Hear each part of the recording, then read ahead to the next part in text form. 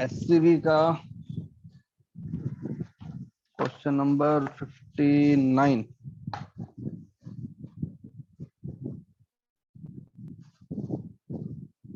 इसे बोला है uniform rod of mass M length L struck at one end by a perpendicular force F to the rod for a short time interval। Okay, तो एक rod है,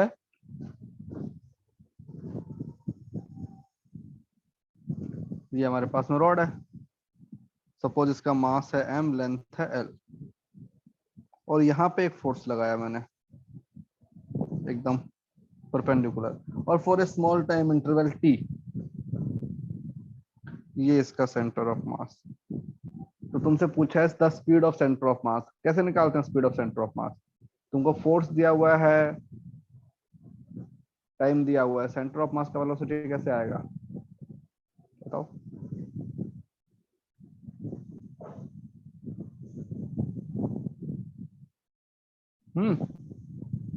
मोहित,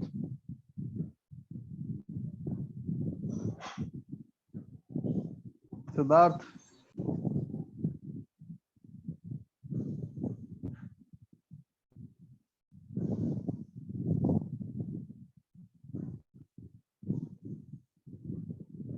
सिद्धार्थ गौड़,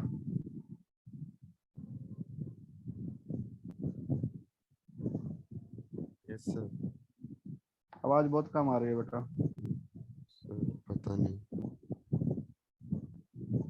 हाँ, पता नहीं सर। अरे तुमको फोर्स दिया हुआ है, तुमको नहीं सर, मैं टाइम बोल रहा दिया हूँ हुआ है टी। आवाज क्यों कम आ रही है पता नहीं। अच्छा, अच्छा, हाँ चलो ठीक है। तुमको फोर्स दिया हुआ है, टाइम दिया हुआ है, तो किसी भी सेंटर ऑफ मास का वेलोसिटी कैसे निकालेंगे? हाँ,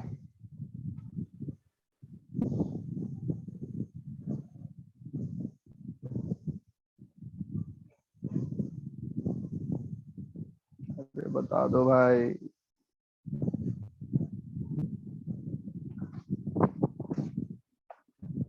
ये पता है ये क्या होता है? F dot and D T क्या होता है? F dot D T impulse.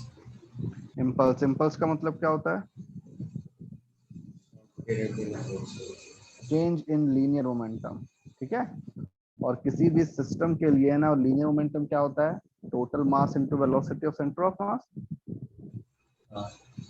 होता है। तो ये लो, तो मास तो उसका ये, और ये हो गया वेलोसिटी ऑफ सेंटर ऑफ मास। और उसका इनिशियल कितना मोमेंटम था? जीरो, क्योंकि इनिशियली सब कुछ स्टेशनरी था।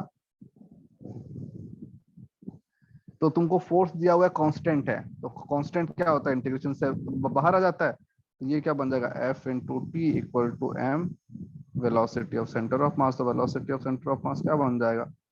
F T upon M. ये तुम्हारा ए पार्ट हो गया। इसमें क्या हुआ?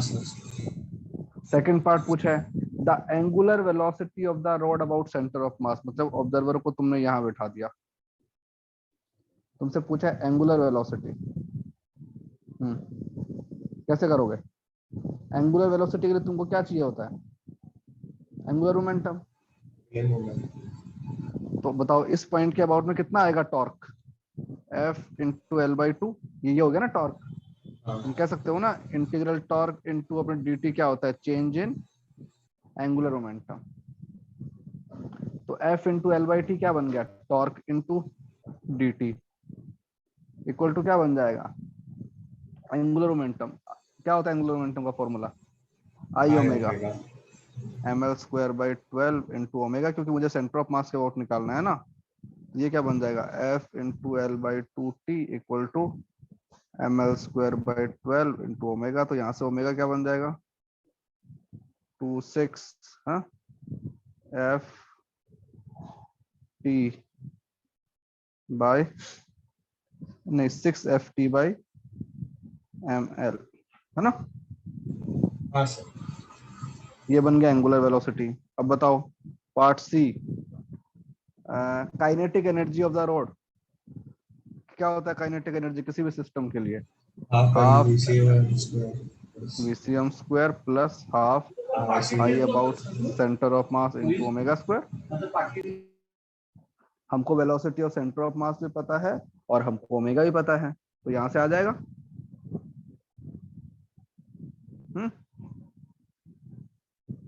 सही है। हाँ सर। फिर आएगा D, the angular momentum of the rod about the centre of mass. Centre of मास के अबाउट क्या होगा? Angular I about centre of mass into omega. तुमको सेंटर ऑफ मास का आई भी पता है और उसके अबाउट में ओमेगा भी पता है।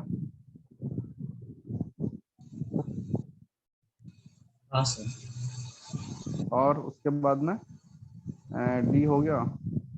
हाँ बस इतना ही।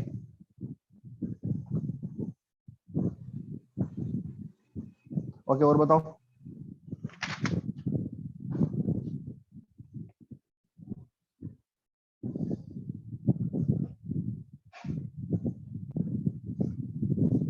हम्म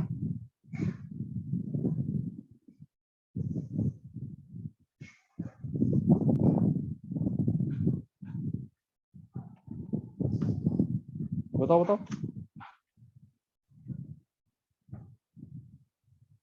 चलो एक सेकंड रुको।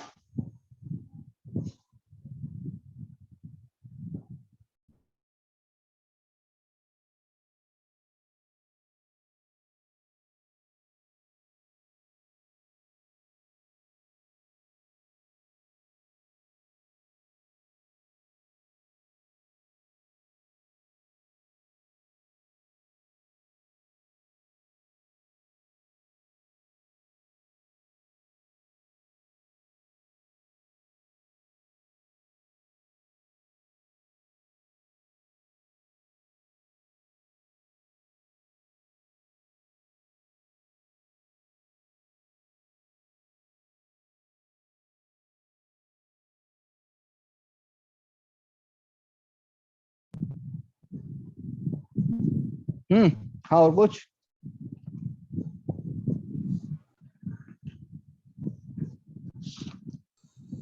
अभी नहीं है सर। अभी नहीं है, आगे स्टार्ट करें फिर। अरे बाकी लोग क्या करते हो, तुम कुछ करते वर्ते हो कि नहीं करते हो? हाँ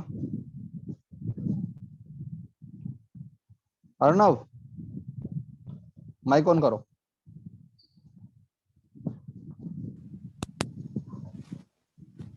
अर्णव, अरे बोलो।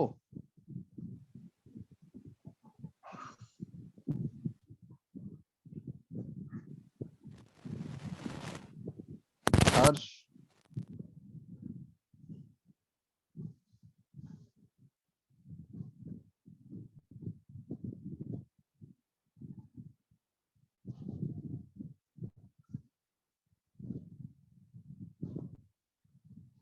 बेटा कुछ सॉल्व किया है? ना तुमने कोई क्वेश्चन पूछा, ना तुमने बताया कि तुमने कुछ किया।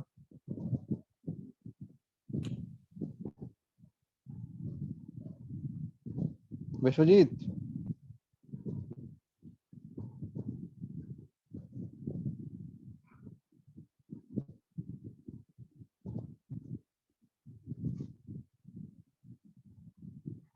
हाँ सर।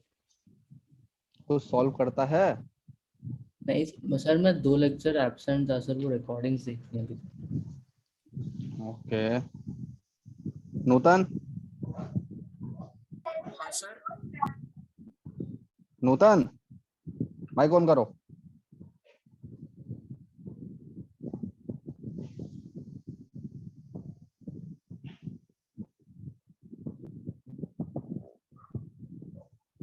कहाँ गया?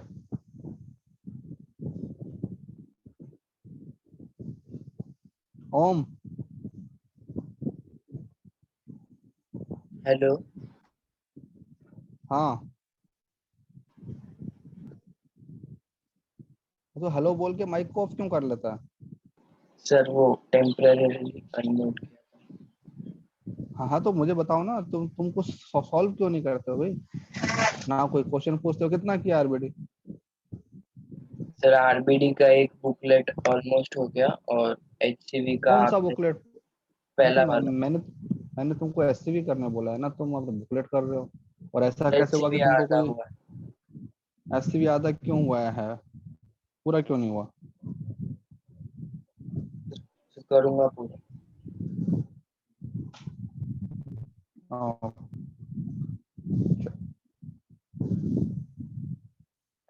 ठीक है, स्टार्ट करते हैं अगला चैप्टर।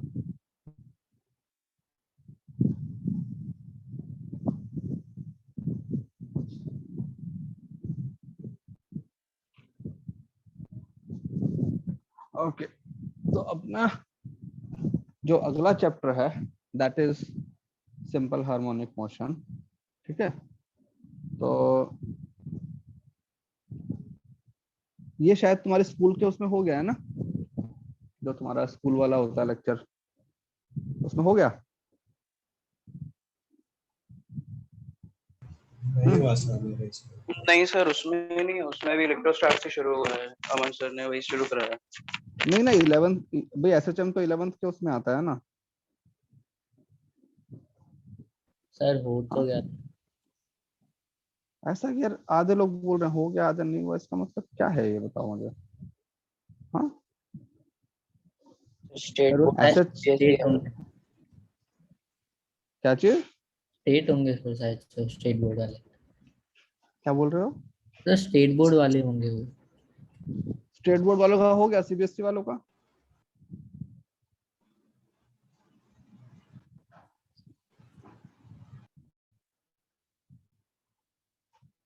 अरे हाँ ना तो बोलो बे। ओके, स्टेट बोर्ड वाला कौन है? स्टेट बोर्ड वाले एक बार कोई माइक ऑन करो। नहीं हुआ। तुमको अभी तक, अरे मैं कुछ और पूछ रहा हूँ, तुमको अभी तक कॉलेज के अंदर कितने चैप्टर करवाए हैं फिजिक्स के? और नेम आउट करो, बस नाम बताओ। मतलब इसे कैसे याद नहीं है मतलब। अरे टेक्स्ट बुक अब ऐसे सर कैसे याद नहीं है? 11 तो मतलब आधे पढ़ाए थे और उसके बाद न्यूज आ गई कि डायरेक्ट पास किया है, तो 12 स्टार्ट हो गया सर सीधा। और क्या सीबीएसई वाले कौन कौन है?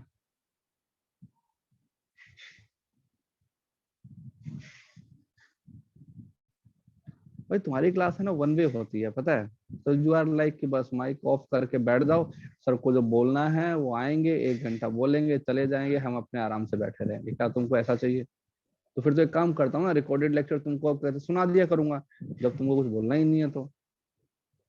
सर हो गया है शायद से, पता नहीं। शायद, पता नहीं, ये देखो मतलब ऐसे तुम्हारे जो वर्ड्स होते हैं। सर हो गया है ऐसे तो। छोड़ो यार। ओके, ठीक है, तो देखो हमने काफी टाइप के मोशन अभी तक स्टडी किए हैं। सबसे पहले हमने किया था स्ट्रेट लाइन मोशन। क्या होता है स्ट्रेट लाइन मोशन? उसमें एक ही एक्सिस पे एक ही लाइन के अलोंग होता है मोशन। ठीक है, इसके लिए क्या कंडीशन होती है? Velocity vector and acceleration vector are in same line. अगर ऐसा होता है तो पार्टिकल का जो मोशन है वो स्ट्रेट लाइन होता है। फिर उसके बाद हमने और करे थे, हमने किया था प्रोजेक्टाइल मोशन भी किया था, राइट। फिर हमने कौन सा किया था? सर्कुलर मोशन किया। फिर हमने रोटेशनल मोशन किया। तो ये हमारे पास डिफरेंट डिफरेंट टाइप के मोशन होते हैं। हर मोशन का एक टाइप है। जैसे रोटेशन में बोलते हैं तो हम बोलते हैं कि किसी एक पॉइंट के अबाउट में पार्टिकल के पास में एंगुलर वेलोसिटी होता है, वो सर्कुलर मोशन करता है ना। तो वैसे ही जो एसएचएम है वो एक अलग टाइप का है। तो एक्चुअली जो चैप्टर का पूरा नाम होता है ना, वो ये होता है ऑसिलेशंस। इस चैप्टर का जो नाम है वो ऑसिलेशन होना चाहिए,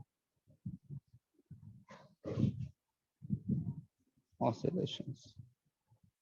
ठीक है, सर तो एचसीवी में ये नाम है, हाँ, सीवी में ये नाम है। एससीवी के अंदर इसका नाम देखना पड़ेगा मेरे को क्या है। नहीं ऐसे उसमें एसएचएम के नाम से ही होगा शायद। एक सेकेंड, नहीं, सिंपल हार्मोनिक मोशन, हाँ एसएचएम के नाम से है। तो उससे पहले कुछ और डेफिनेशंस, ठीक है। पीरियडिक मोशन नाम सुना है? हाँ सर। पीरियडिक मोशन जैसा इसके नाम में ही दिख रहा है, पीरियड क्या मतलब होता है? पीरियड का interval. If any motion is getting repeated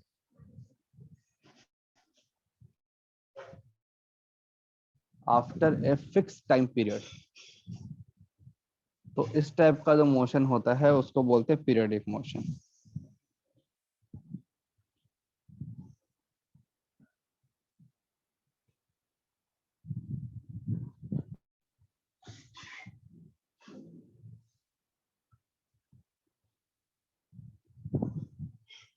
तो हाँ भाई बताओ कि क्या बन जाएगा डेफिनेशन, इसका एग्जांपल दो कुछ। Pendulum. If an object, okay, या फिर बोल दो कि if an object repeats it motion. अब इसके अंदर कंपल्शन क्या है? Through same path, path same होना चाहिए, ठीक है, in regular time interval. Okay, it is periodic. Okay, example. Circular motion. अगर तुम्हारा यूनिफॉर्म सर्कुलर मोशन है तो देखो, एक पार्टिकल है, जैसे कि तुम्हारा क्लॉक की बात कर ले, तो अगर पार्टिकल यहाँ से स्टार्ट हुआ वापस यहाँ पे आता है, तो जो तुम्हारा मिनट वाला जो एंड जो है वो यहाँ पे कितनी देर बाद में आएगा सेम पॉइंट पे? 1 मिनट। हाँ, 1 मिनट। 1 घंटे में मिनट हैंड, हाँ 1 घंटे में। ठीक है। तो वो क्या कर रहा है, वो इसी पाथ को फॉलो कर रहा है और आफ्टर एवरी 1 आवर वो यहाँ से पास होगा। तो इसका जो टाइम पीरियड है वो कितना हो जाएगा? टाइम पीरियड का मतलब होता है कितनी देर बाद में सेम एक्टिविटी है रिपीट हो रही है, तो 1 आवर। जैसे सपोज तुम स्कूल जाते हो, स्कूल जाते अगर नहीं होता तो सपोज स्कूल का टाइमिंग एवरी डे 6 o'clock है, तो you are going school every day 6 o'clock through the same path, so this is also a क्या बोलते थे periodic motion. Sun is revolving, नहीं, जैसे कि ये हमारे पास में सन है, अर्थ है ना, रिवॉल्व कर रहा है ना। हाँ तो सर। अर्थ एक फिक्स ऑर्बिट को कर रहा है और इन कहते हैं 1 ईयर उसका एक साइकिल पूरा हो जाता है, तो ये भी हमारा पीरियडिक मोशन है। तो पीरियडिक मोशन के लिए पाथ ऐसा जरूरी नहीं है कि सर्कुलर ही हो, वो स्ट्रेट लाइन भी हो सकता है। जैसे कि पेंडुलम। सपोज ये मेरे पास में खारगर, ये मेरे पास पनवेल, ये मेरे पास में पुणे, मैं यहाँ से यहाँ गया, यहाँ से यहाँ गया। सपोज एवरी डे 8 AM में यहाँ से स्टार्ट करता हूँ, 9 AM में यहाँ पहुंचता हूँ, 12 नून को मैं यहाँ पहुंचता हूँ एवरी डे। तो ये भी एक मेरा वो हो गया, पीरियडिक मोशन हो गया कि भाई मैं सेम एक्टिविटी एवरी डे ना रिपीट कर रहा हूँ, है ना। तो पाथ इसके अंदर कुछ भी हो सकता है, बट सेम पाथ होना चाहिए। जब तुम उस एक्टिविटी को ना रिपीट कर रहे हो ना, तो पाथ जो तुम्हारा है वो सेम होना चाहिए। ओके, इसी का सेकंड पार्ट आता है ऑसिलेशन। ऑसिलेशन मोशन, उसको ऑसिलेशन बोल दो, ऑसिलेटरी बोल दो, सबका एक ही मतलब है। इसमें क्या स्पेशल है भाई, बताओ। तो जिधर से स्टार्ट करते हैं उसी पोजीशन पे वापस आ जाते हैं। हाँ, जिधर से स्टार्ट करते हो उसी पोजीशन पे वापस आ जाता है। तो उसको ऑसिलेशन बोलते हैं? नहीं,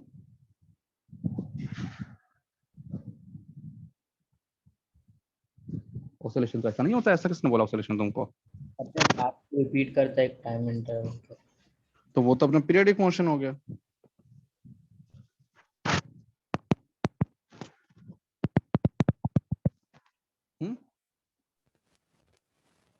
अगर पार्टिकल आफ्टर इंटरवल अगर अपने पाथ को रिपीट कर रहा है तो पीरियडिक मोशन हो गया ना। ऑसिलेशन क्या हुआ उसमें? सब पार्ट पीरियडिक मोशन करने के बाद स्टॉप हो जाते हैं एक टाइम नहीं इंटरवल के बाद। नहीं, जैसे कि अर्थ जो है वो सन के अराउंड कहते हैं रोटेट कर रहा है और वो करता रहता है हमेशा ही, उसे कोई अपनी प्रॉब्लम ही नहीं है, इनफाइनाइट टाइम तक वो जाता रहेगा। To and fro motion. To and fro motion, yes. Oscillation का मतलब होता है to and fro motion about a point. एक कोई तो पॉइंट है जिससे टू एंड फ्रो मोशन होता है। क्या मतलब होता है टू एंड फ्रो मोशन का भाई? जैसे कि ये एक पॉइंट है तो टू या तो इसकी तरफ या फिर इससे दूर। तो ये तो गया मैं, सपोज मैं यहाँ गया, ठीक है, फिर मैं वापस आया, फिर मैं इससे इस तरफ गया और मैं इससे इस तरफ आया। तो ये जो मोशन होता है इसको बोलते हैं ऑसिलेशन। एक फिक्स पॉइंट के अराउंड मैं आ भी रहा हूं जा भी रहा हूं। क्या पीरियडिक मोशन में ऐसा हो रहा था? अगर मैं इस पॉइंट से यहां जा रहा हूं तो मैं हमेशा यहीं जा रहा हूं ना, वापस थोड़ी आ रहा हूं मैं इस पॉइंट पे। इसमें ऐसा नहीं है। यहाँ पे तुमको इस पॉइंट से दूर भी जाना है और फिर इसी पॉइंट की तरफ वापस भी आना है। इसमें स्पेशल केस क्या है? From the same path, path should be same. ऐसा नहीं है कि थोड़ी देर बाद में पाथ चेंज हो गया। तो इस टाइप का जो मोशन होता है उसको बोलते हैं ऑसिलेशन। कहां पे होते हैं ऑसिलेशन बताओ? एग्जाम्पल, हाँ पेंडुलम होता है। सपोज एक पेंडुलम है, ठीक है, जैसे अपने इसमें किया था ना सर्कुलर मोशन में, नहीं रोटेशनल मोशन में। अगर इस पार्टिकल को मैं यहां से ले जाके छोड़ दूंगा, सपोज मैंने छोड़ दिया, तो कहाँ आएगा? सर्कुलर मोशन करेगा ना ये। तो ये पहले यहाँ आएगा, फिर यहाँ जाएगा, फिर यहाँ पे स्टॉप हो जाएगा, फिर ये वापस आएगा और फिर ये वापस आएगा। तो ऐसे ऐसे चलता रहेगा ये। हाँ सर। ओके। अब कोई भी चीज वापस उस तरफ क्यों आ रही है? Because of a restoring force. Reason अब इसकी बात करते हैं कि कोई भी पार्टिकल वापस उसी पोजीशन पे क्यों आ रहा है? Due to restoring force. क्या मतलब होता है रिस्टोरिंग फोर्स का? रिस्टोरिंग फोर्स का मतलब होता है जो फोर्स तुमको वापस उसी पोजीशन में लेके आने का ट्राई करता है, रिस्टोर करने का ट्राई करता है। जैसे कि स्प्रिंग होता है ना, स्प्रिंग को एक्सटेंड कर देते हो तो it try to again back to the mean position.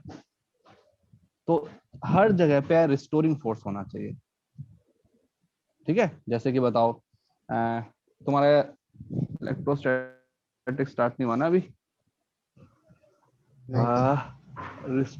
जैसे कि स्प्रिंग है एक, ये मान लो स्प्रिंग रखा हुआ है, ये उसका नेचुरल लेंथ है, ठीक है। इसको सपोज मैंने एक्सटेंड कर दिया, मैं यहां लेके आ गया, तो अब फोर्स कहां की तरफ लगाएगी स्प्रिंग? हाँ, सर इनवर्स यहाँ की तरफ। फिर ये यहाँ पे आएगा, फिर ये अंदर जाएगा ना, और जब ये यहाँ आ जाएगा तो फोर्स कहाँ की तरफ लगेगा? यहाँ की तरफ। तो ये इस पॉइंट के अबाउट अपने ऑसिलेशन करता रहेगा ना, यहाँ पे जाएगा, फिर यहाँ जाएगा, फिर यहाँ आएगा, और ऐसे बस घूमता रहेगा। क्यों? क्योंकि एक रिस्टोरिंग फोर्स है जो कि हमेशा इसको मीन पोजीशन की तरफ लेके जाने का ट्राई कर रहा है। ओके, तो ऑसिलेशन जहां भी होगा वहां पे रिस्टोरिंग फोर्स होना ही पड़ेगा। यहाँ पे रिस्टोरिंग फोर्स की जरूरत ही नहीं थी, क्योंकि पार्टिकल को अपनी पोजीशन में वापस नहीं आना है।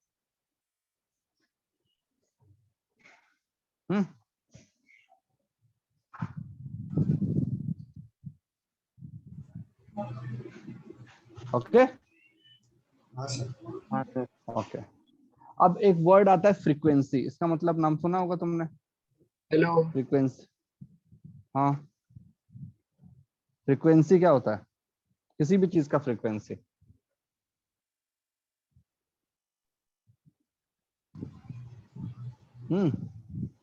केमिस्ट्री के अंदर भी ये वो कितने ऑसिलेशन, जैसे कोई एक्टिविटी है वो बहुत फास्ट हो रही है तो तुम बोलते हो उसकी फ्रीक्वेंसी बहुत ज्यादा है, और अगर वो कम हो रही है तो ये, तो इसका मतलब होता है नंबर ऑफ ऑसिलेशन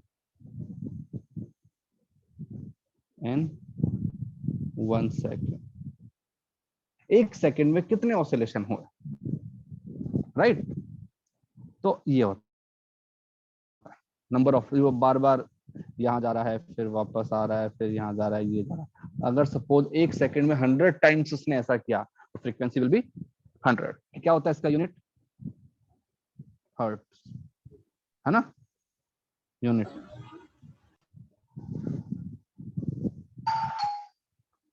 अब आगे आते हैं।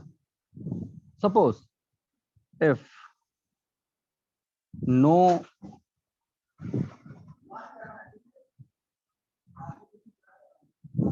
जो है फ्रिक्शन फोर्स वगैरह होते हैं ना, if no external force is there, suppose कोई एक्सटर्नल फोर्स ही नहीं है, ठीक है, तो हम बोलते हैं कि amplitude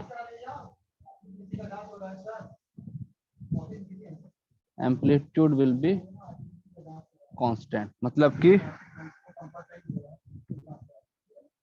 total energy will be conserve.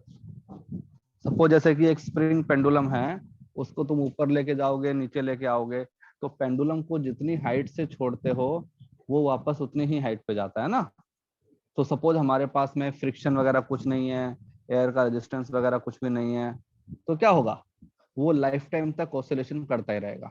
लेकिन अगर फ्रिक्शन वगैरह हो गए तो फिर उसका एम्पलीट्यूड क्या होता है, कम हो जाता है। तो हम एक बार मान के चल रहे हैं कि if there are no external force, कोई नहीं है, ना फ्रिक्शन है ना एयर ड्रैग है, कुछ नहीं है, तो total energy of that system will be conserve. Conserve का मतलब क्या हुआ कि वो जितना दूर से गया था उतना ही दूर से वापस आएगा और वापस उतनी ही स्पीड से जाएगा।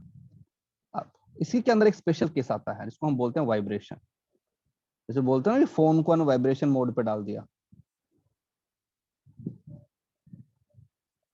हाँ, ये क्या होता है, वाइब्रेशन क्या होता है? जब फोन वाइब्रेट करता है तो उसका जो मोशन है ना किस टाइप का होता है?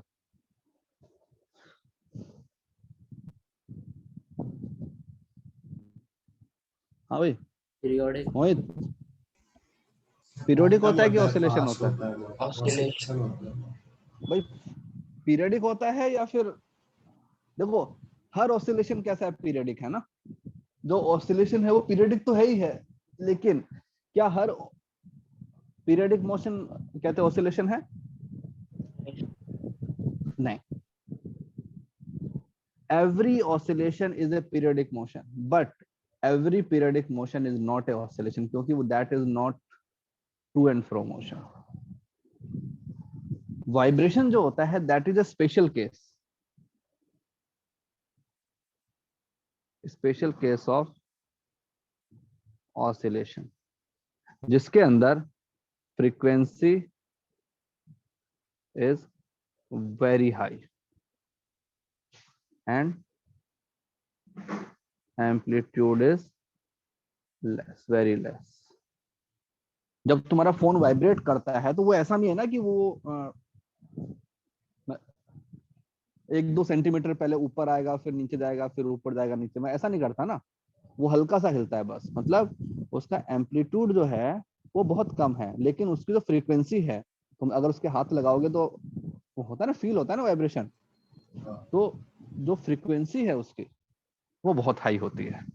तो ये एक स्पेशल केस हो जाता है, वो भी है तो ऑसिलेशन है, लेकिन उसके अंदर फ्रीक्वेंसी बहुत हाई होती है और एम्पलीट्यूड बहुत छोटा होता है। तो अभी हम कहते हैं कि जो कैटेगराइज, बस सबसे पहले आया पीरियडिक मोशन। पीरियडिक मोशन बहुत बड़ी चीज है, उसके अंदर एक छोटा सा पार्ट होता है अपना ऑसिलेशन, और उस ऑसिलेशन के अंदर भी एक स्पेशल केस आता है जिसको हम बोलते हैं सिंपल हार्मोनिक मोशन।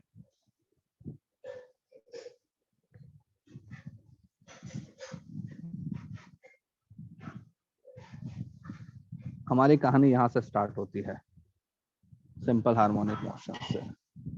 ठीक है, ओके। हार्मोनिक का मतलब क्या होता है, नाम सुना? सर कोई तो हार्मोनिक इंस्ट्रूमेंट होता है ना म्यूजिक का। सिंक, मतलब बेसिकली हार्मोनिक का मतलब होता है, कहते हैं हार्मोनी में है सब कुछ, मतलब कि एवरीथिंग इज इन सिंक, सब चीजें एक प्रॉपर ऑर्डर में है। तो सिंपल हार्मोनिक मोशन जो है, this is a very special case of oscillation. Oscillation का मतलब क्या हुआ कि एक तुम्हारे पास में, इसके अंदर देखो सबसे पहले क्या होता है, एक चीज होती है जिसको हम बोलते हैं मीन पोजीशन। क्या मतलब होता है मीन पोजीशन का? जिसके अबाउट 12 में होगा। नहीं, एक ऐसा पॉइंट वेयर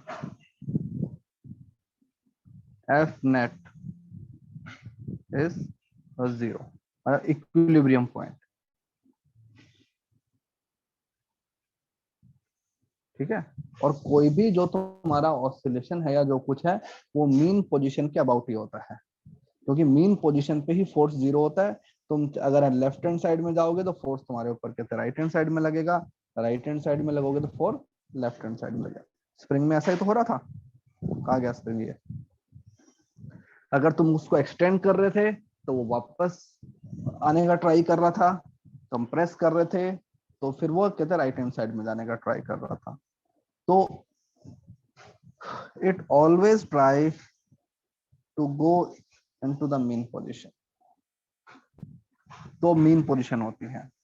अब देखो इसमें क्या होता है कि अगर मैंने मीन पोजीशन पे किसी पार्टिकल को रखा हुआ है, सपोज अगर किसी पार्टिकल पे रिजल्टेंट फोर्स 0 है, तो क्या कभी वो मूव ऑन करेगा? सपोज एक पार्टिकल पे फोर्स 0 है और तुमने कोई फोर्स भी नहीं लगाया हो, तो क्या कभी वो मोशन में आएगा? नहीं आएगा। तो ऐसे केस में क्या करते हैं कि थोड़ा सा डिस्प्लेस करते हैं और फिर देखते हैं कि क्या होगा। तो सपोज ये मेरे पास मीन पोजीशन है, इसका मतलब क्या हुआ, एफ वेक्टर इक्वल टू 0 इस पॉइंट पे।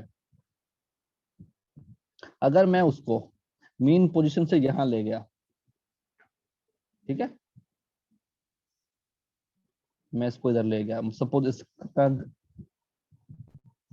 डिस्प्लेसमेंट कर दिया मैंने x, तो अब इसके ऊपर फोर्स कहाँ की तरफ लगना चाहिए? अगर इसे वापस मीन पोजीशन की तरफ आना है तो फोर्स कहाँ लगना चाहिए? यहाँ की तरफ लगना चाहिए ना। तो दिस एफ आर का मतलब होता है रिस्टोरिंग फोर्स। मतलब क्या होता है रिस्टोरिंग फोर्स? अभी बताया था मैंने,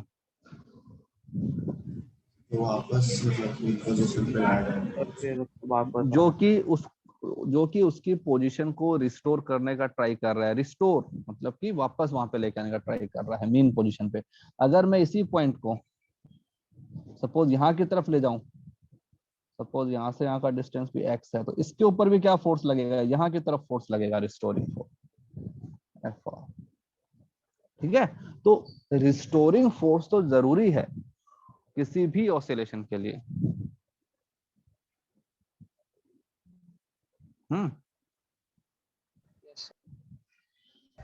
यस। ठीक है, अब तो अगर हमारे पास में रिस्टोरिंग फोर्स है तो हमारे पास पार्टिकल का मोशन कैसा होता है? अभी बताया था, रिस्टोरिंग फोर्स ऑसिलेशन, मतलब पार्टिकल को वापस उधर लेके आने का ट्राई करता है, पार्टिकल दूसरी तरफ जाएगा वापस आएगा, तो पार्टिकल का मोशन जो हो रहा है वो ऑसिलेशन हो रहा है। फिर सिंपल हार्मोनिक मोशन में क्या है? सिंपल हार्मोनिक मोशन एक और स्पेशल केस है। इसमें हम बोलते हैं कि if restoring force is proportional to x की पावर 1, ठीक है, मतलब तुमने जितना डिस्प्लेसमेंट किया है, जो तुम्हारा रिस्टोरिंग फोर्स है उसी x के प्रोपोर्शन में आ रहा है, स्ट्रेट लाइन मतलब पावर 1 में। तो इस टाइप का जो मोशन होता है उसको बोलते हैं सिंपल हार्मोनिक मोशन। ठीक है, तो यहाँ पे ये भी कर सकते हैं कि SHM is a special case of oscillation where what restoring force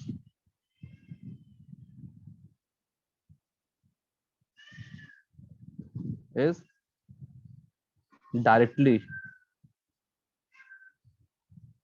proportional to x, है, where x क्या है, x is displacement from mean position। Mean position से जितना दूर लेके जाओगे एक्सेलरेशन उतना ही ज्यादा होगा, मीन पोजीशन से जितना पास में लेके आओगे एक्सेलरेशन उतना ही होगा। क्या स्प्रिंग के अंदर ऐसा होता है?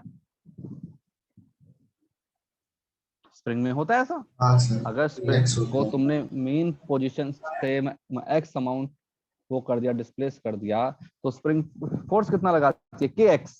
के तो स्प्रिंग कांस्टेंट है, तो एक्स आ गया ना। तो जब भी मैं किसी स्प्रिंग को ऐसे एक्सटेंड करके छोड़ देता हूं तो स्प्रिंग का जो मोशन होता है that is simple harmonic motion. अगर मैं इसको इक्वेशन फॉर्म में लिखना चाहूं तो मैं ऐसे लिख सकता हूं ना कि F इक्वल टू, ठीक है, मतलब जो भी तुम्हारा एक्सेलरेशन है that is proportional to minus X vector. Minus sine represent क्या कर रहा है कि अगर तुम उसको लेफ्ट हैंड साइड में लेके जाओगे तो फोर्स कहां पे लगेगा?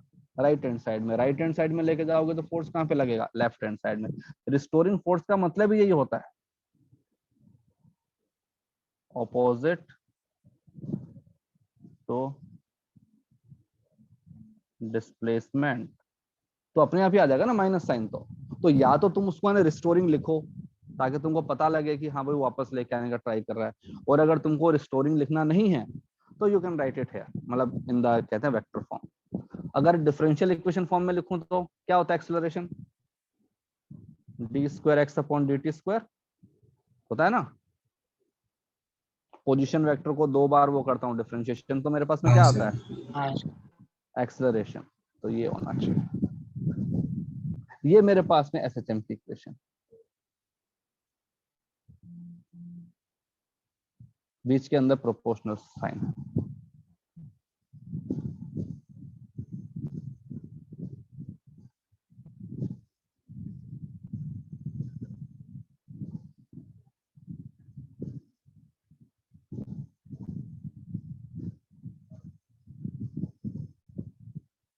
ओके, अब देखो ये तो हमारे पास वो आ गया डिफरेंशियल इक्वेशन है। ये तो तुमको याद है काइनेमेटिक्स नहीं, कैलकुलस का लास्ट लेक्चर, और जब काइनेमेटिक्स में हमने किया था ना वेरिएबल एक्सेलरेशन वाली चीज, उसके अंदर हमने ऐसी इक्वेशन सॉल्व की थी। तो देखो ऐसा कौन सा फंक्शन होता है जिसको दो बार अगर मैं डिफरेंशिएट करूं तो सेम फंक्शन आ जाए, बस साथ में कुछ कांस्टेंट आ जाए या फिर ये आ जाए माइनस साइन आ जाए? बताओ। साइन। साइन और कॉस। हाँ सर, कॉस। भाई जैसे कि साइन है, साइन को एक बार किया डिफरेंशिएशन तो क्या बन जाता है? कॉस। इसको फिर से किया तो क्या बन जाएगा? Minus sine. बाकी सब कुछ तो साथ में वो आएगा ना, कांस्टेंट आएगा ना, तो उससे क्या फर्क पड़ता है? मुझे तो वो चाहिए ना प्रश्न, मुझे जो फंक्शन चाहिए वो है ना प्रोपोर्शनल चाहिए। तो वो तो हो ही गया। वैसे ही अगर मेरे पास फंक्शन आता है कॉस, तो कॉस का derivative minus sine, minus sine का डेरिवेटिव माइनस कॉस। तो देखो सेम चीज आ गई विद ए माइनस साइन। तो इस इक्वेशन, इस डिफरेंशियल इक्वेशन का जो सॉल्यूशन होता है, ये मेरे पास है डिफरेंशियल इक्वेशन है, इसका जो सॉल्यूशन आता है ना वो कुछ ऐसा आता है कि x equal to some constant. ठीक है, तो उसको मैं ऐसा लिखता हूँ a sin omega t, where a and omega are constant। अब यहाँ पे देखते हैं a क्या है और ओमेगा क्या है। a साइन ओमेगा टी की मैक्सिमम और जो मिनिमम जो वैल्यू है वो कितनी हो सकती है? 1 और -1 +-1। हाँ साइन के अंदर जो भी आर्गुमेंट डालो, the maximum value of sine is 1 and the minimum value of sine is -1। Okay, और x, यहाँ पे x है क्या? What is x? x is the displacement from the mean position. तो बताओ, जो मीन पोजीशन है उसको मैंने अज्यूम किया हुआ है 0। अगर मैं इसके अंदर अपने 0 डाल दूंगा तो ठीक है, ये है। ये मैक्सिमम वैल्यू कितनी हो सकती है? +a। और जो है मिनिमम वैल्यू कितनी हो सकती है? -a। तो ये जो +a और -a है ना, इसको बोलते हैं एम्पलीट्यूड। एम्पलीट्यूड क्या मतलब हुआ? डिस्प्लेसमेंट फ्रॉम, नहीं, maximum displacement from mean position, कि पार्टिकल मीन पोजीशन से कितना दूर गया। एक पेंडुलम को तुम जितनी हाइट से ले जाके छोड़ते हो वो उतनी ही हाइट पे वापस जाता है ना, एनर्जी इज कंजर्व। तो अगर तुमने उसको 5 सेंटीमीटर ऊपर से उठा के फेंका है तो वो दूसरी साइड भी 5 सेंटीमीटर ही जाएगा। Okay yes sir. तो ये बन गया एम्पलीट्यूड कि भाई पार्टिकल कैसे कर। अब सेकंड चीज पे आते हैं, टाइम पीरियड क्या होता है? साइन का टाइम पीरियड क्या होता है? Sine function 2π। हाँ 2π होता है ना। तो देखो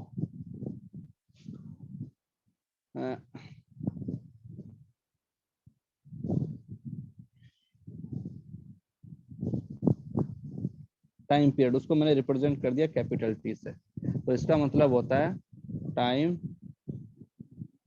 आफ्टर विच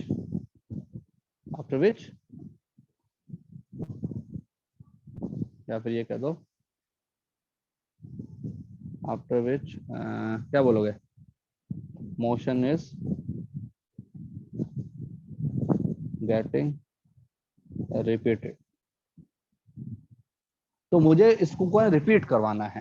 तो जो बाहर वाली चीज है ए, उसका तो कुछ नहीं होता, ये जो चीज है मुझे इसको करना है ना बस रिपीट। तो साइन ओमेगा टी की वैल्यू सपोज पहले वैल्यू थी 0, तो इसकी अगली वैल्यू कब आएगी? 0 पाई पे आएगी, पाई पे भी आएगी और 2π पे भी आएगी। लेकिन इसका पीरियड कौन सा होता है? साइन फंक्शन कितनी देर के बाद में अपने पूरे वैल्यू को ना रिपीट करता है। तो पहले साइन का ग्राफ बनाया मैंने।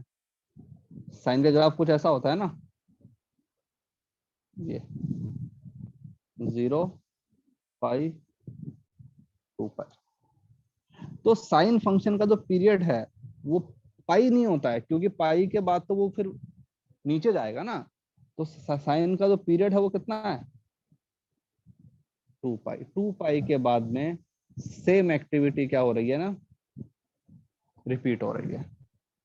तो मैं लिखूंगा कि omega t should be equal to 2π। उसके बाद में सब कुछ है ना रिपीट हो रहा है। तो मेरा जो टाइम पीरियड है वो कितना बन जाएगा?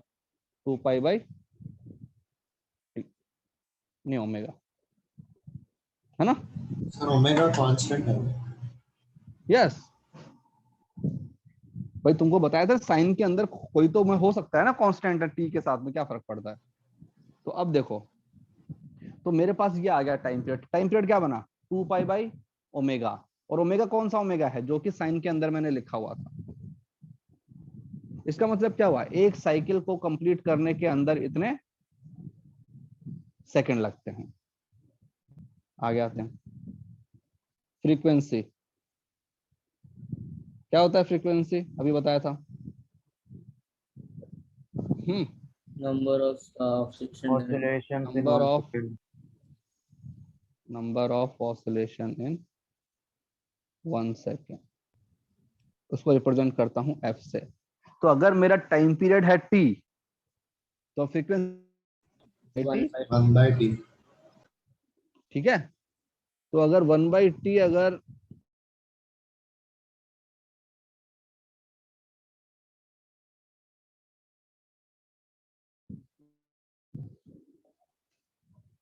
right? Capital T stands for time period of the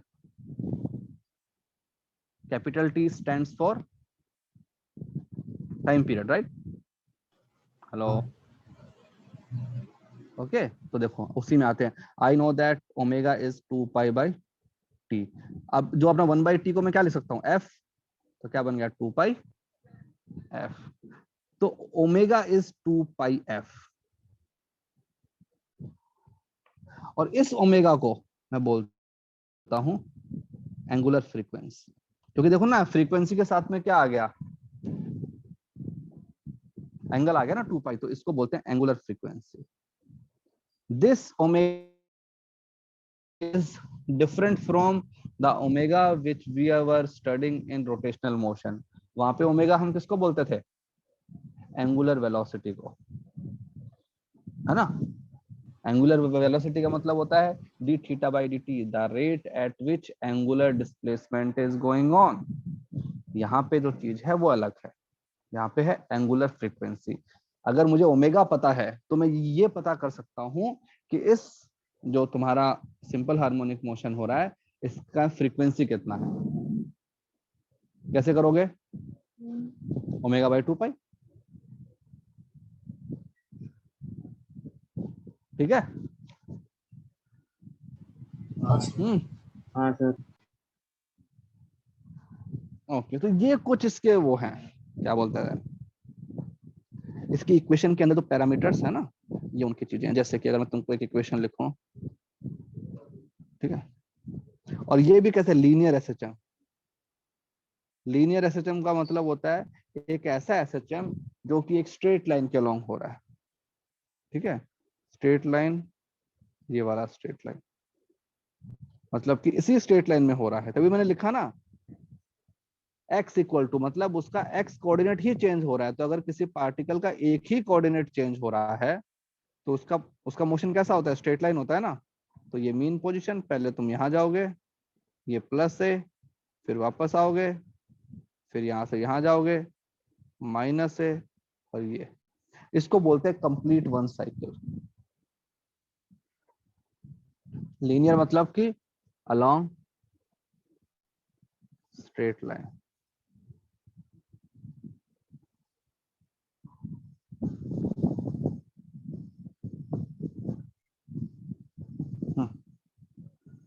ठीक है.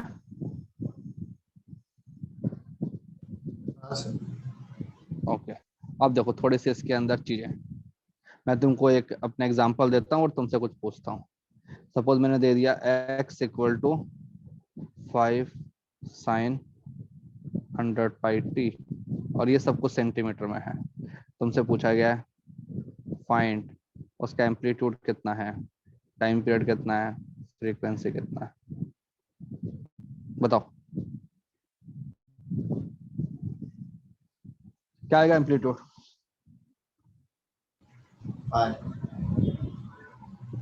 5 क्या स्पेसिफाई करना पड़ेगा. अगर मैंने इक्वेशन सेंटीमीटर में दिया तो एम्पलीट्यूड भी क्या आएगा, 5 सेंटीमीटर. और क्या टाइम पीरियड,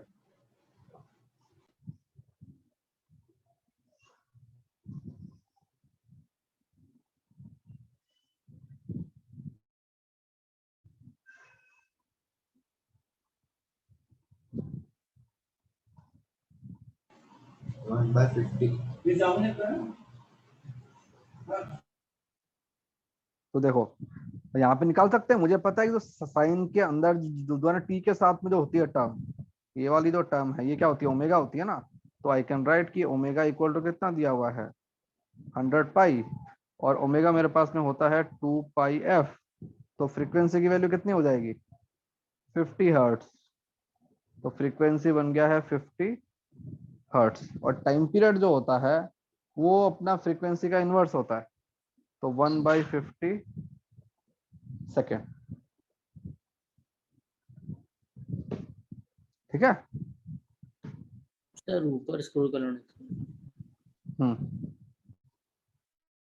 कितना ऊपर सर, और सर हर्ट्ज तो ऐसा यूनिट होती है ना, यस. सेंटीमीटर भी है. तो यहाँ पे सब, तो उससे नहीं नहीं, तो उससे क्या फर्क पड़ता है? तुम यहाँ पे देखो ना, फ्रीक्वेंसी मैंने किस में लिया, नहीं कहते टाइम पीरियड किस में लिया है, सेकंड में, तो ये क्या बन जाएगा, हर्ट्ज बन जाएगा, वो तो अंदर है ना उसके। हाँ, कितना ऊपर करना है सर टाइम पीरियड के लिए। कहाँ गया टाइम पीरियड, ये रहा, हाँ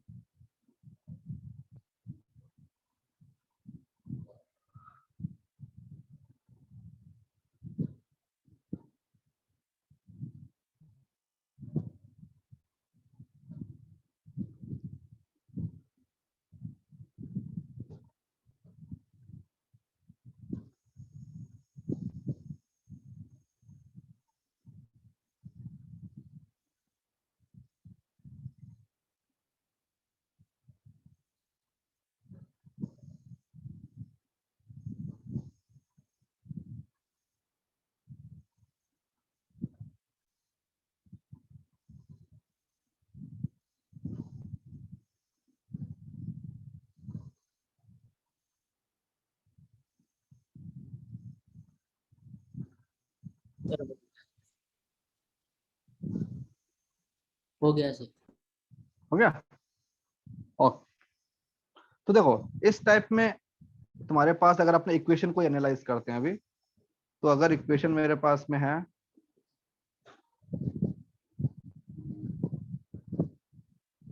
that x equal to a sin omega t, ठीक है, अगर इसी इक्वेशन को डिफरेंशिएट कर दूं dx by dt, अगर पार्टिकल का सिर्फ x कोऑर्डिनेट चेंज हो रहा है और मैं उसको डिफरेंशिएट कर रहा हूं विद रिस्पेक्ट टू t, तो dx by dt will represent velocity of particle, right? तो dx by dt is velocity, क्या बन जाएगा velocity यहां से a, साइन का क्या होता है cos ओमेगा t, और हमारे पास ओमेगा बाहर आ जाएगा, है ना? हाँ सर। तो अगर मैं यहाँ पे लिखूं वेलोसिटी v, मैं लिखता हूं कि v a इंटू ओमेगा, ये वेलोसिटी का मैक्सिमम वैल्यू है ना, क्योंकि कॉस की वैल्यू तो +1 से -1 के बीच में वेरी करती है, तो उसको बोल देते हैं v नॉट, तो ये बन जाएगा v not cos omega t, where v not is amplitude into omega. Sir T time period वाला टी है क्या? टी है ना, स्मॉल टी है वो तो ना, किसी भी रैंडम टाइम पे what is the velocity, what is the position, जो भी है व्हाटएवर, हाँ सर ठीक है। तो ये बता रहा है कि at any point of time what is the velocity of the point जो कि एसएचएम कर रहा है।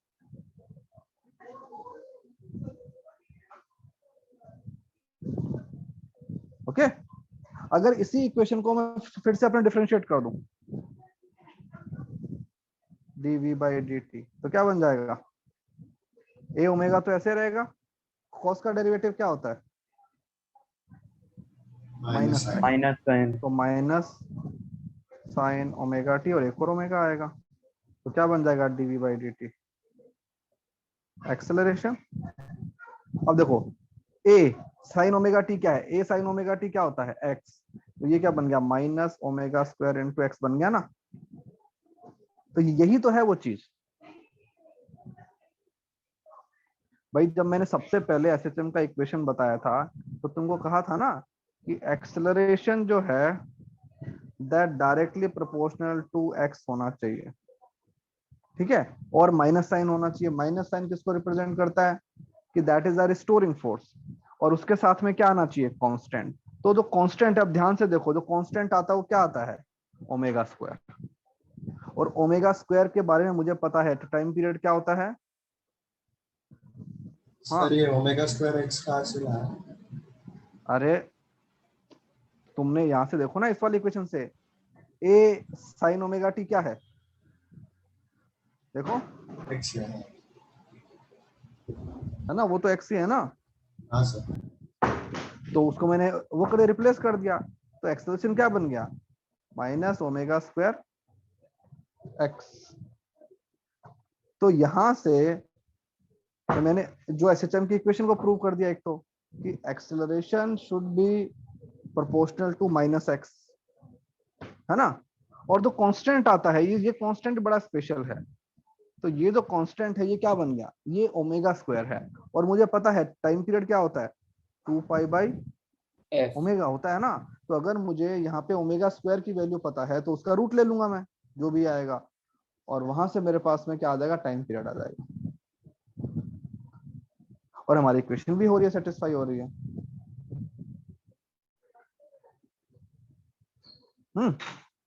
तो यहां से एनालाइज करते हैं। देखो अब इसके अंदर कुछ चीजें, एक वर्ड आता है जिसको हम बोलते हैं फेज। फेज को हम इससे रिप्रेजेंट करते हैं फाई से। फेज जैसे लीनियर मोशन या फिर जो इस टाइप के मोशन के अंदर हम बताते हैं ना कि पार्टिकल का पोजीशन क्या है, तो in SHM we use phase to show position, velocity etcetera of object.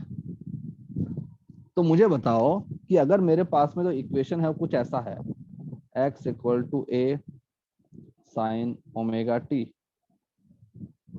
तो अगर मुझे ओमेगा t की वैल्यू पता है सपोज, तो मुझे सब कुछ पता है ना। मुझे पता है कि जो वेलोसिटी होता है that is v0 cos omega t। तो अगर मुझे किसी भी टाइम पे, कोई स्पेसिफिक टाइम पे अगर मुझे ओमेगा टी की वैल्यू पता है तो मुझे उसका पोजीशन पता है। यस, अरे ओमेगा टी डाल दोगे तुम्हारे पास में आ जाएगा। और अगर तुमको ओमेगा टी की वैल्यू पता है तो फिर तुमको उसका क्या बोलते हैं, वेलोसिटी पता है। तो तुम्हें सिर्फ कौन सी इंफॉर्मेशन चाहिए होती है, ओमेगा टी। तो ये जो ओमेगा टी है इसी को हम बोलते हैं phase. This is called phase। अब इस फेज को हम कैसे वो करें देखते हैं। तो पहले अब हम इसी की बात कर रहे हैं, लीनियर मोशन की बात कर रहे हैं, लीनियर एसएचएम। सपोज ये मेरे पास में एक ये एसएचएम हो रहा है, ये मेरा मेन पोजीशन ओ, ठीक है, ये मेरा प्लस है, ये मेरा माइनस है। एट t = 0 जो मेरा पार्टिकल है उसका वन पोजीशन कहाँ पे है, t = 0 पे,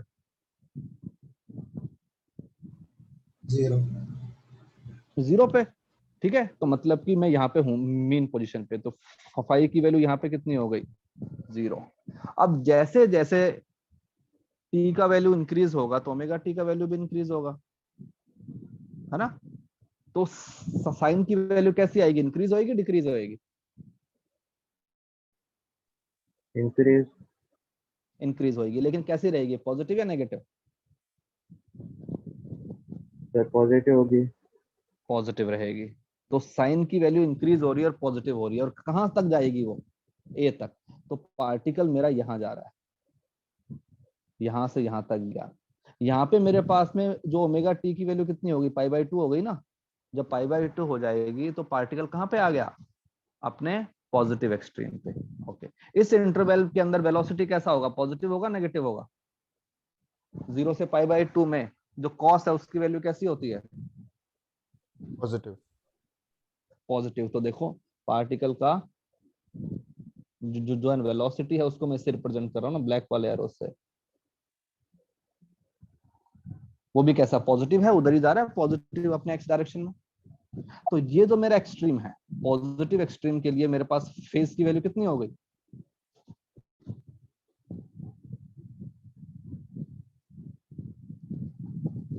π/2।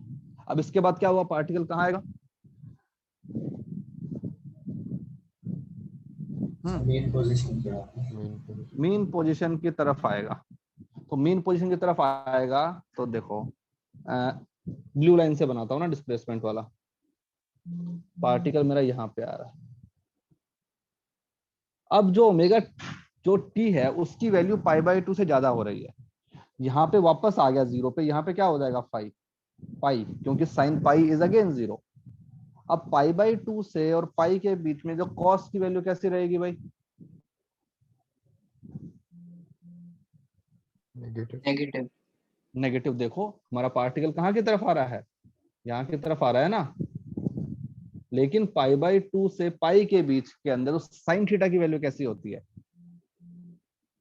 पॉजिटिव। पॉजिटिव। पॉजिटिव। तो देखो ना, पार्टिकल का जो भी है पोजीशन है, जो एक्स कोऑर्डिनेट है वो तो पॉजिटिव है, लेकिन उसका जो वेलोसिटी का जो डायरेक्शन है वो कैसा है? नेगेटिव। अब मैं यहाँ पे आ गया, यहाँ के लिए हमारे पास में फेज हो गया है पाई। अब इसके बाद पार्टिकल कहाँ पे जाएगा? लेफ्ट हैंड साइड में जाएगा, आगे और जाएगा ना। ओके, हाँ। तो लेके जाते हैं। यहाँ से फिर मैं यहाँ गया,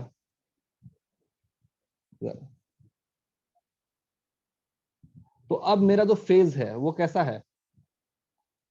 पाई से 2 पाई तक। 3 पाई बाई 2, नहीं ना 3 पाई बाई 2। यहाँ पे मेरा कितना हो रहा है? -1 है ना। तो -1 कब होता है sine theta? When you are having angle as 3 pi by 2। So the हाँ। पाई से 3 पाई बाई 2 वाला जो क्वाड्रेंट होता है, थर्ड क्वाड्रेंट में cos and sine both are negative. तो पार्टिकल का देखो जो कोऑर्डिनेट है वो भी कैसा है? नेगेटिव। और जो उसका वेलोसिटी वेक्टर है वो भी कैसा है? नेगेटिव ना। You are moving in the negative direction, है ना। फिर मैं यहाँ पे आके रुक गया, फिर वापस जाऊंगा। मैं वापस जाऊंगा तो क्या हो जाएगा? इधर, यहाँ पे, इधर ऐसे। अब मेरा बन गया है 3 पाई बाई 2 से 2 पाई, है ना, क्योंकि वापस मुझे वो करना है ना, 0 करना है। So now I am in the fourth quadrant. So you can see the coordinate, the x coordinate is negative, but the velocity vector जो उसका direction जो है that is positive ना, it is moving along the positive direction. तो अगर मुझे phase पता है, फेज, तो मैं सब कुछ निकाल सकता हूँ। मैं पार्टिकल का पोजीशन भी बता सकता हूँ, मैं पार्टिकल का वेलोसिटी बता सकता हूँ। ओके, तो इसलिए फेज जो है बहुत इंपॉर्टेंट चीज है। तो एसएचएम के अंदर जो सारी चीजें होती है ना वो फेज से ही होती है।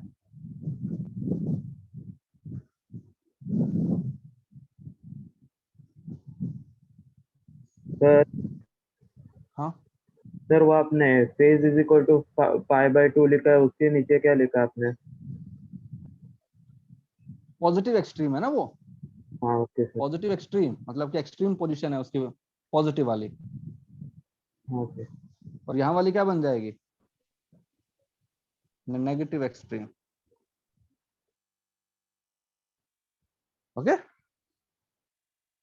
अगर हाँ। कोई तुम्हारे पास में एक्सटर्नल फोर्स नहीं है, you are having no reducing force like friction, air drag, है ना, viscosity, then amplitude will be constant. Particle तुम्हारा इनफाइनाइट टाइम तक ऑसिलेशन करता रहेगा, because there is no energy loss anywhere.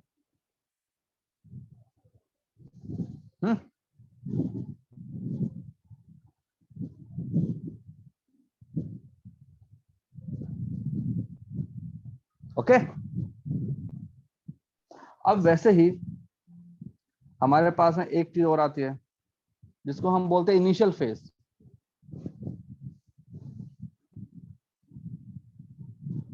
और इसको हम रिप्रेजेंट करते हैं फाई नॉट से। जैसे हम कहते हैं ना, कोई भी पार्टिकल का मोशन होता है तो उसका इनिशियल वेलोसिटी हम निकालते हैं कि इनिशियल वेलोसिटी कितना है, हमको दिया होता है। इनिशियल वेलोसिटी का मतलब क्या होता है? इनिशियल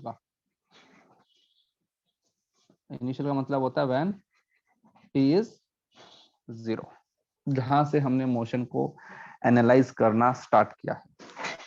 तो अगर सपोज तुम्हारे पास में ऐसा है, ये एक एसएचएम है, ये इसका मेन पोजीशन, ये इसका प्लस ए, ये इसका माइनस। पार्टिकल ने यहां से स्टार्ट किया सपोज, और वो यहां जा रहा है। तो बताओ उसका इनिशियल फेज कितना हो जाएगा? हमको पता है t इक्वल टू 0 पे कितना होना चाहिए x का वैल्यू? हाँ भाई, 0 होगा ना। और 0 होना चाहिए। और पार्टिकल कहाँ की तरफ जा रहा है? पॉजिटिव में या और नेगेटिव में? पॉजिटिव। बहुत पॉजिटिव। पॉजिटिव में। तो तुम्हारे पास जो फाई है वो क्या बन जाएगा? 0 फाइव नॉट इनिशियल फेज। वैसे ही अगर मैं ऐसा कर दूं कि plus A minus A, suppose at T equal to 0 मेरा पार्टिकल यहाँ पे है और वो यहाँ की तरफ आ रहा है, तो अब उसका इक्वेशन क्या होगा? मुझे पता है ना, टी इक्वल टू 0 पे उसको कहाँ पे होना पड़ेगा? प्लस ए पे ना।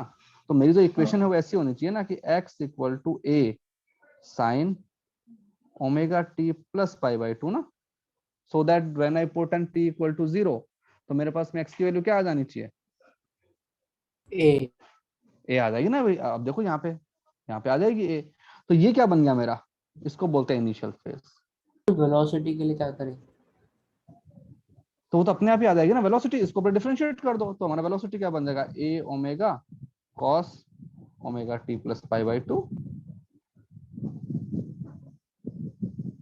भाई तुमको अल्टीमेटली पोजीशन ही तो निकालनी होती है, बाकी तो उसको ऊपर डिफरेंशिएट कर दो, तुम्हारे पास वेलोसिटी तो अपने आप ही आ जाएगी। ए ओमेगा प्लस पाई बाई 2 नहीं आएगा बाहर? क्यों?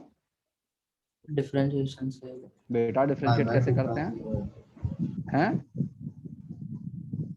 पाई बाई 2 0 हो जाएगा। पाई बाई 2 तो कांस्टेंट है ना वो, तो उसका डेरिवेटिव तो अपने 0 बन जाएगा।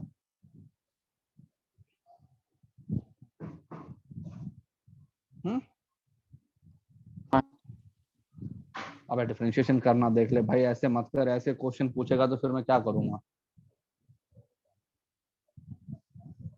तो इनिशियल फेज को हम ऐसे करते हैं। तो स्टैंडर्ड इक्वेशन अगर मैं तुमको बोलूं कि फाइंड, मतलब कि एक तुमको इक्वेशन दिया हुआ है ए इक्वल टू नहीं x इक्वल टू A sine omega T plus pi by 6, ठीक है? बताओ मोशन कहां से स्टार्ट हो रहा है?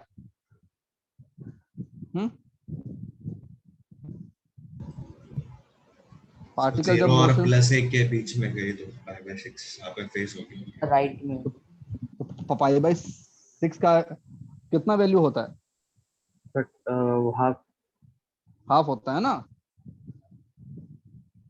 अरे होता है हाफ, तो यहाँ पे होगा ना ए बाई 2 कहीं। ए बाई 2 पार्टिकल यहाँ पे है एट टी इक्वल टू 0, तो जो अपना ए बाई 2 है उसका ये कितना होता है फेज? पाई बाई 6, क्योंकि साइन पाई बाई 6 कितना होता है? हाफ। तो ये इसका इनिशियल फेज है फाई नॉट। ओके, पार्टिकल कहाँ की तरफ जा रहा है? लेफ्ट हैंड साइड में जा रहा है, राइट हैंड साइड में जा रहा है?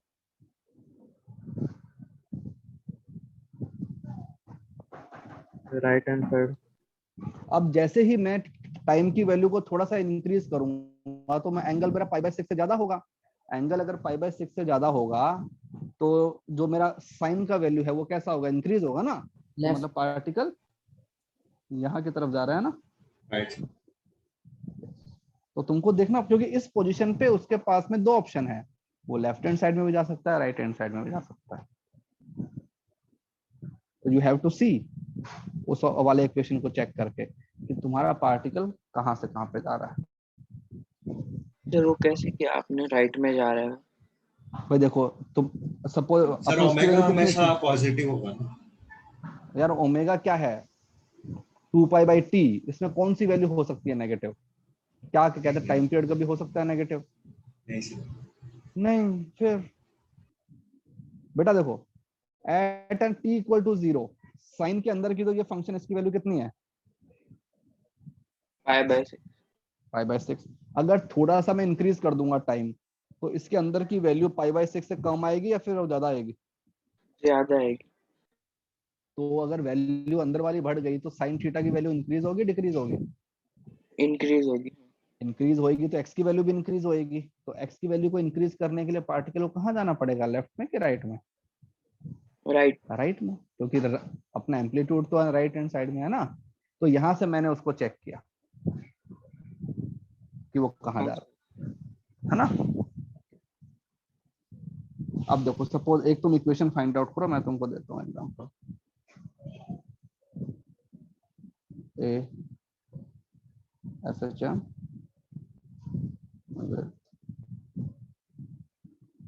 amplitude 10 centimeter, a point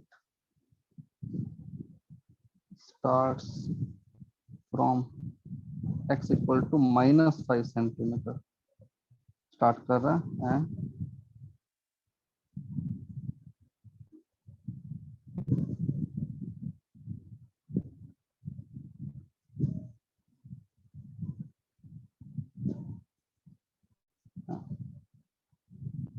moving in negative x direction. Fine. Equation of this. ठीक है,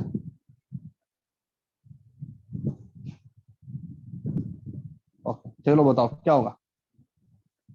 वो एम्पलीट्यूड दिया हुआ है 10 सेंटीमीटर, x इक्वल टू 5 से स्टार्ट किया है and moving in the negative x direction.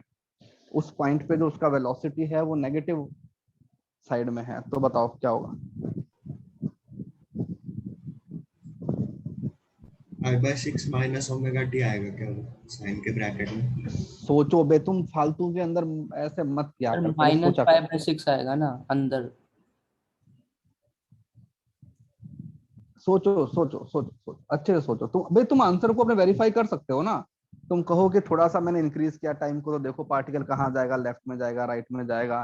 तुमको वेलोसिटी पता है, फंक्शन तो पता ही है ना वेलोसिटी का। -10 sin ओमेगा t -5/6 होगी। नहीं, नो,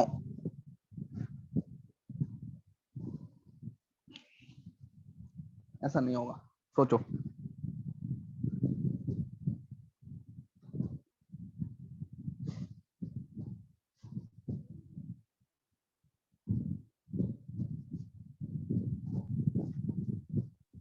सर हाँ सर आप ऊपर कर सकते हो क्या? कौन सा पार्ट चाहिए, नहीं सर ये वो वाला ऊपर। या इसके ऊपर? नहीं सर हो गया हो गया। हाँ तो अभी देखो ये क्वेश्चन है तुम्हारे पास में, सॉल्व करो।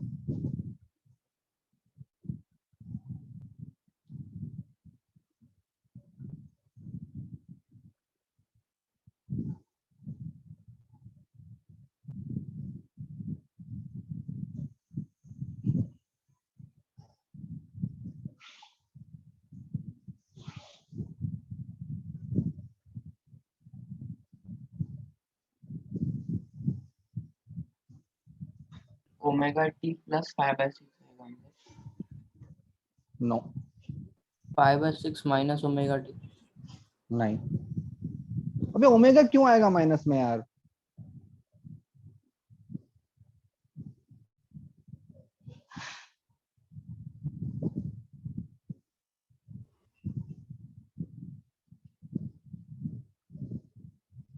सबसे पहले डायग्राम बनाओ, चाहे वो इजी सा डायग्राम ही हो, स्ट्रेट लाइन ही हो, लेकिन बनाओ उसे। ये मेरा 0, ये मेरा प्लस है, ये मेरा माइनस है। तो एम्पलीट्यूड में मेरा जो इनिशियल पोजीशन है वो कितना है, यहाँ पे है ना 5। अगर एम्पलीट्यूड की वैल्यू a है तो ये कितना बन गया a/2। और पार्टिकल कहाँ की तरफ आ रहा है, लेफ्ट में आ रहा है राइट में जा रहा है? मुझे बता रहा हूँ कि लेफ्ट में आ रहा है कि राइट में जा रहा है। लेफ्ट। लेफ्ट मतलब कि यहाँ की तरफ, है ना। ओके अब मुझे देखो, जब ये पॉइंट है, साइन की वैल्यू, साइन थीटा की वैल्यू हाफ कब होती है, क्या होता है थीटा का वैल्यू, या तो π/6, और ये भी तो हो सकता है ना पाई माइनस π/6 भी तो होता है ना, 5π/6। अब हमको चेक करना है कि कौन सी वैल्यू आएगी। अगर पार्टिकल मेरा राइट हैंड साइड में जा रहा होता तो मैं क्या लगाता, प्लस। क्यों? क्योंकि अब मुझे बताओ कि जैसे जैसे टाइम की वैल्यू अपने इंक्रीज होएगी तो पार्टिकल का एक्स कोऑर्डिनेट कम होना चाहिए या बढ़ना चाहिए? हाँ कम होना चाहिए ना। तो कम कब होगा, जब यहाँ पे एंगल π/6 होगा या फिर 5π/6 होगा? 5π/6। 5π/6, बस खत्म कहानी। तो तुम्हारे पास बन जाएगा x equal to 10 sin omega T plus 5π/6। बस तुमको इनिशियल फेज तो निकालना था बस। अगर वो राइट हैंड साइड में जा रहा होता तो 5/6, लेफ्ट हैंड साइड में आ रहा है तो 5/6। तुमको देखना है ना कि पार्टिकल का कोऑर्डिनेट कहाँ की तरफ ना मूव कर रहा सर वापस कब जाओगे? है। अरे साइन थीटा की वैल्यू हाफ होनी चाहिए। हाँ ओके, तो साइन थीटा की वैल्यू हाफ कब कब होती है? 5/6 और 5/6। यस। अब तुमको चेक करना है कि भाई हमारे काम का कौन सा है।